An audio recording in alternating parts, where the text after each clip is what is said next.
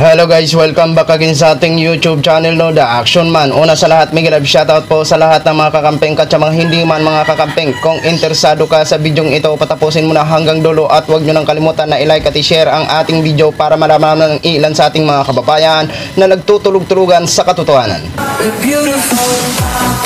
So muli naman nagbabalik ang nag-iisa nyong host na si The Action Man para magbigay ng komentaryo at reaction sa mga mainit ng issue ng bayan. So ito ho mga ka-action, mga kakamping, no, may gusto lang po ako na i-share sa inyo at atin po ito bigyan ng komentaryo mga ka-action, mga kakamping. Kagabi natalakay natin si Mutok na kung saan nag-speech siya sa rally ng mga miyembro ng KOJC, mga ka-action. At nabanggit niya doon na para bang inaakusahan niya ito si Senadora Risa Hontiveros na nakikiapid sa may asawa na may asawa. Gaano po ba ito katotoo? At may tanong pa siya. Ang tanong niya kay Senadora Risa Hontiveros, kung malinis ba siya? O madumi ba ito si Pastor Kibuloy? Yan po ang tanong niya. Kung malinis si Senadora Risa Hontiveros or sino mas madumi kay Pastor Kibuloy? Ito po mga ka-action. Pakinggan po muna natin to. Kung nakikinig si Risa, she knows what I was talking about. Alam niya kung anong ibig ko sabihin. Alam ni Risa. Yan ang pasabog ng dating NPA top leader na si Peter Mutok laban kay Senator Risa Hontiveros. Si Hontiveros ang nasa likod ng mga pag-uusig ngayon kay Pastor Apollo C. Kibuloy sa Senado. Ngunit para kay Mutok, walang moral ascendancy si Hontiveros para pasaringan ng pang-aabuso ang butihing pastor. Wala siyang karapatan na magsalita ng ganon kay Pastor Kibuloy. Para bang malinis siya.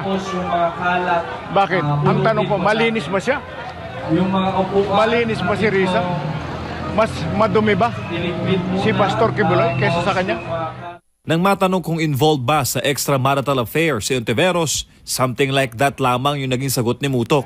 Hindi naman ito nagdetalye pa sa nalalaman niya patungkol sa sekreto ng senador. Hirit naman niya kay Hontiveros, huwag raw itong magmalinis. Kapag hindi niya tinigilan yung kanyang pinagagagawa na yan, meron na talagang magsasalita. Ako ayokong hanggat maaari, kasi ayokong maging personal ito. No? Pero masyadong personal ang pag-atake niya kay Pastor Kibuloy. Personal na kilala ni Mutok si Pastor Apollo at batid na sinisiraan lamang ito ng mga witness si Hontiveros. At kung makaharap man daw niya ng personal ang senador, ito ang sasabihin niya. Itigil mo yan dahil walang pupuntahan yan. Nakita mo nangyayari. Nahahalungkat din ang kababuyan mo. Kung mambabato ka ng tao, huwag kang tatayo. Kung ang bahay mo, no? Kung ang bahay mo ay puro salamin, kung ang bahay mo ay puro salamin, huwag kang mambabato ng tao sapagkat pag binato ka, sabog ang bahay mo. So yun na ho mga ka-action, mga kakamping, no, napanood na po natin. Okay? May katanungan po siya, ha? Ang tanong niya, malinis ba si Risa? O madumi ba ito si Pastor? Sa tanong mo na kung malinis si Risa, sasabihin ko sa iyo, oo. Alam mo kung bakit mo to? Hanggat wala kang pinapakita na datos o ebidensya sa iyong akusasyon laban kay Senadora Risa Hontiveros, ay mananatili ho siya sa amin na inosente sa iyong mga akusasyon. Di ba? Kasi, ang basihan ho ngayon, ebidensya. Hindi yung kwentong-kwentong barbero na wala ka naman pinapakitang ebidensya. Ibig sabihin, kapag ikaw ay nagputak ng putak at wala kang maipakitang datos para paniwalaan ng mga Pilipino, ay yan ay gawa-gawa lamang. Di ba mga ka-action, mga kakampeng? Ngayon, sa tanong mo, kung mas marumi ba ito si Pastor Kibuloy, eto, panoorin mo. Nagpakasal po ako sa isang worker na mawawala na po ng visa para lang po magkaroon ng permanent residency dito sa Canada. So, hindi lang po. May mayroon po kulang-kulang 100 na kasalan po dito sa kingdom ni Pastor Kibuloy na porpeke.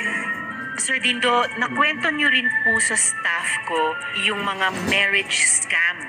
Kayo rin ba nakaranas nito? Nitong 2013, may lumapit sa akin kung pwede, kasi citizen na po ako ng Canada nung time na yon. So sabi nila, pwede ba Brad na ganito? Unang-una, binigyan mo na ako, Brad, dito sa kingdom, obedience without questioning.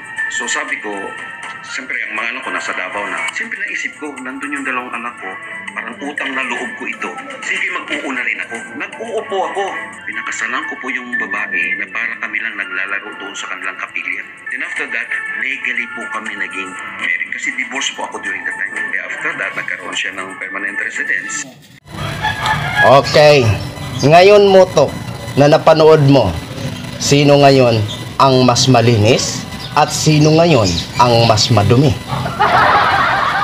Si Senadora Risa Hontiveros ba na inaakusahan mo na nakikiapit sa may asawa na may asawa na wala ka naman na ipakitang ebidensya para patunayan ang mga sinasabi mo o mga akusasyon mo dito kay Senadora Risa Hontiveros? Di ba? Masasabi mo bang nakikiapit na wala ka naman ebidensya?